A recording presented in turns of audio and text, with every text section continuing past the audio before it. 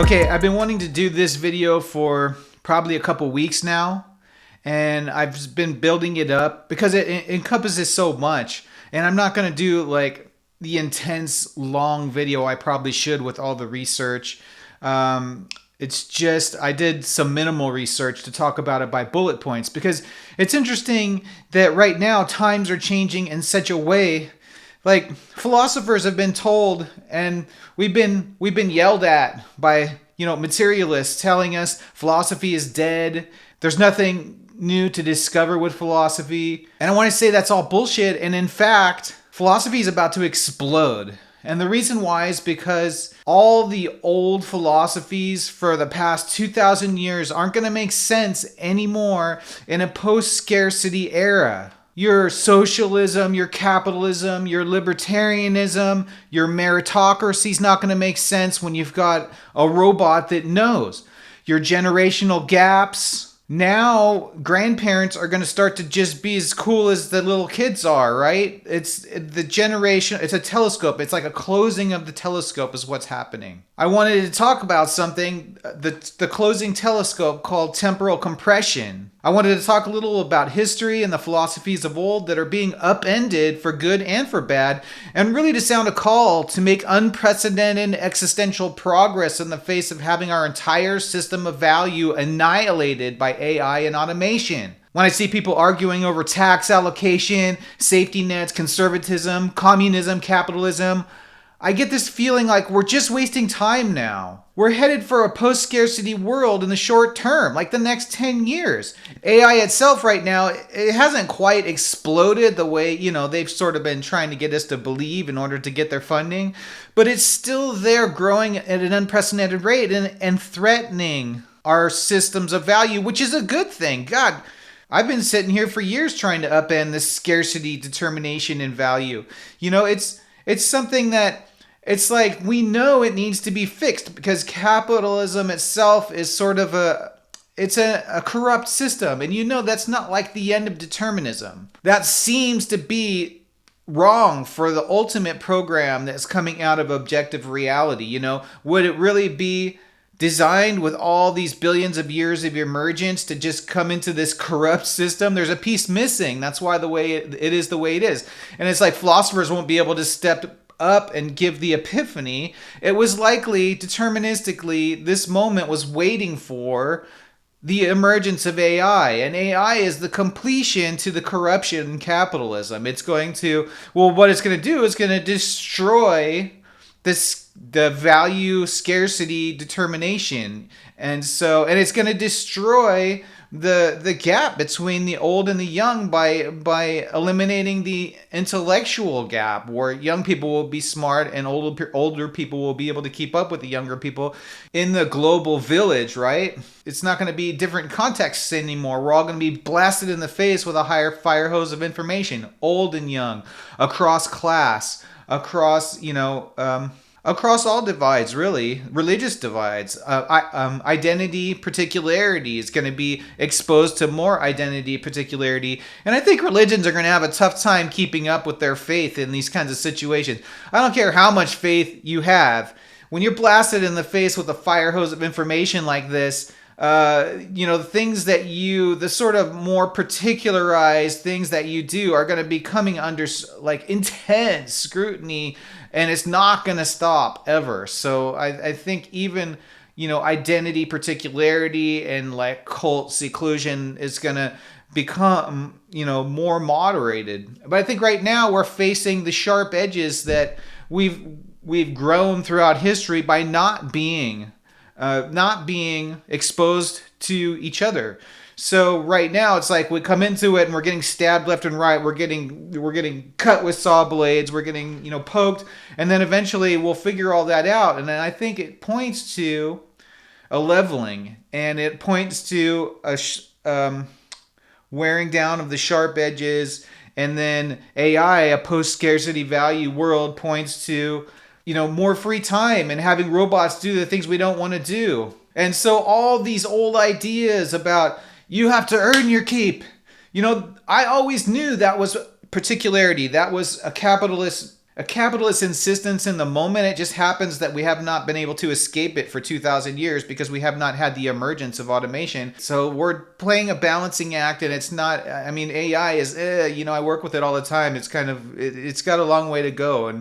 And it's got a while for them to manufacture robotics that can do things, right? But they're getting there quick. And I'm thinking like 10 years, we're going to be at like 50% of the jobs that we have right now. Fire hose blast in the face of information. Paradox of choice. The counterintuitive phenomena where having more options decreases satisfaction, increases anxiety, and often leads to a decision paralysis rather than greater freedom or happiness.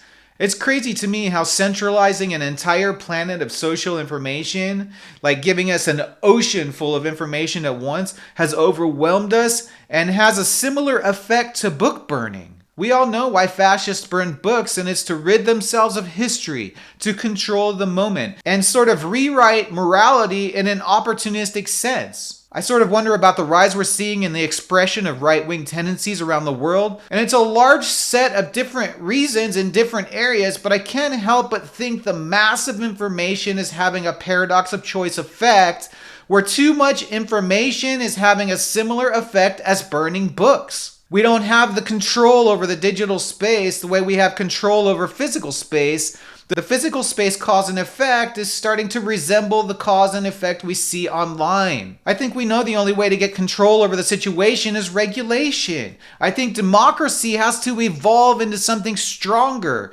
But we can't go the way of totalitarian regimes. We still have to maintain change. There has to be a mechanistic balance that can take into account disproportionate change and quick action solutions. Right now, our systems are too slow to keep up with the pace of online activity. Temporal compression. Temporal compression is the collapse of meaningful distance between generations due to technological change that outpaces human adaptation. It's interesting because I'm 52. I'm Generation X. I feel like boomers are the generation who was sort of late to the table as far as computers go. They wasted a lot of years being annoyed by the technology the kids were using. But for me, I got it in my 20s. So now I'm almost a grandparent. I don't feel so far removed from the kids at the ground level. Maybe I'm actually on top of it more than they are. Things have shifted, and I think it's starting with Generation X. There's a temporal compression, where due to technology, the generation gap between the young and the old is disappearing. It's going to disappear even more with AI, because whatever intellectual gains the older generation has are obliterated with AI. AI and automation will obliterate class over time. I honestly think with the right regulation, utopia is possible, and what we should be focused on is a smooth, revolutionless transition. History and the philosophies of old. Whenever I see people arguing about communism, socialism, capitalism, meritocracy, I just think to myself, get over it. That's all dead over the next decade. It actually died a couple years ago. Now we all have to be focused on transitions from these ideas, or what part of these ideas are going to take precedence. Philosophers, this is your time. Everybody said philosophy was dead. Science killed philosophy. Thank you very much, materialists.